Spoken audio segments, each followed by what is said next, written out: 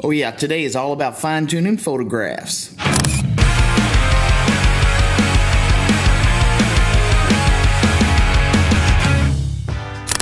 Hey there folks, welcome back to the Photo Video Show where we explore all things photography. I'm your host Mark Puckett. So on today's show we're going to be talking about how to fine-tune your photographs ready for the world to see. So if you guys are ready, let's go ahead and jump right in. So I'll present you with this image, and as you can see there's just a massive amounts of stuff that's wrong with it. The tones are off, it's a little crooked, there's a guy's shadow right in the middle of the, down here in the corner. It's just a complete mess. So first thing we're going to do is get this thing straight. So in order to do that, you come right over here and you can see that we do in fact have a horizon line right here. So what we're going to do is we're going to bring our cursor right off to the side so that you get the two little swoopy arrows, and we're just going to push up until the horizon line meets perfectly with that line and let it go. So now we've corrected the horizon line. Next thing we want to do is we want to crop into this image. So we're going to grab and crop in. And we're just going to kind of move that building into the bottom left intersecting point here using the rule of thirds. So this is the reason why it's very important to get your shot right the first time, so that you don't have to crop out too much of your image, thus degrading the quality of the image. So we're going to press enter, and that's what we're left with. So adjusting the contrast of the image is actually quite simple. I will go down here to the whites and the blacks, and what I'll do is I'll hold down my option key, and I am going to hold it down until I begin to see where this off-white or this blue color here is showing up in the top right-hand corner. That lets me know that I'm getting a little bit of white finally in my images, and that is pure white. That's perfect white. But you'll also notice that up here we have just a little bit of clipping. This little pointing up arrow lets us know that we've got a little bit of clipping in the highlights. It's right up here in the top right hand corner. We can actually just grab the histogram and push it away just a little bit if we want, so that it no longer clips. It's not a huge deal, it was way up there in the corner. Next we'll do the exact same thing for the blacks. I'm going to hold down the Alt key and I'm going to move the blacks until I start to see a little bit of black actually poking through.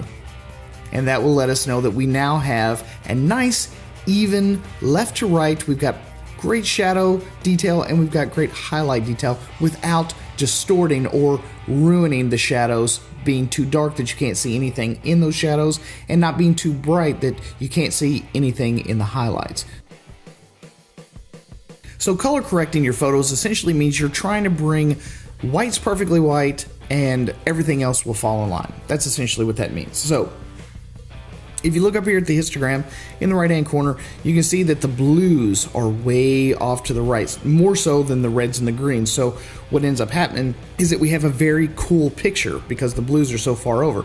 But we can easily fix that either by going auto, and that will bring some of the reds and the greens into the blues and give us a more natural looking color, or undo that real quick, we can easily just grab the temperature slider and push over to the right, warming it up just right before the reds and the greens start to push off past the blue, which would then make it a very warm photograph. So with sharpening, I like to be a little bit conservative. I don't want to go totally crazy because then it just looks way unnatural. So we start off with some baseline settings. I'm going to start here with the amount, and I'm going to add about 50, roughly. 51, it's good enough. Now with the radius, again, you don't want to go too crazy because you don't want your sharpening radius to be so big that it starts to affect so far out that it just, again, looks overly processed and overly unnatural. So I usually just go about 1.1, easy enough. Now the part about detail is that it's a lot like the radius. So if you have an image that has a lot of fine detail, maybe you want to crank it up a little bit more. A good number to start off with is right around 50 as well. You don't want to go too crazy. That looks pretty good. I'm actually pretty pleased with that. And for my last setting in masking, I usually start off with a setting of about 15. And I like the way this looks. As a matter of fact, I'm going to add just a little bit more sharpening. I might go on up here to about 60. Yeah, I like it right there. Last but not least, if you're working with landscapes like I happen to be right now, there is one other thing that you can do to help improve your images. I'm going to use a graduated filter for this sky. Come up here to the top, grab a graduated filter, and drag it out onto the screen. Get it right about where you want it. And then I'm just going to add a little bit of color here. I'm going to add something pretty dramatic and just add a little pop to it. And I'm just going to increase the saturation just a little bit to kind of darken those skies and make it look a little bit better. You don't want to push it too far. However far you think looks good, back it off about 15 or 20 so that it doesn't look overly unnatural. If we do a side-by-side comparison, the difference is just absolutely night and day. And that is essentially what I do on just about all the images that I work with in order to add just a little bit of oomph to my photographs. So there you have it, there you go, folks. I hope you enjoyed the show. If you did, please give this video a big thumbs up and don't forget to share the video with your friends and subscribe to the channel. At any rate, thanks again for stopping right here at the Photo Video Show, and we'll see you guys again on the next one.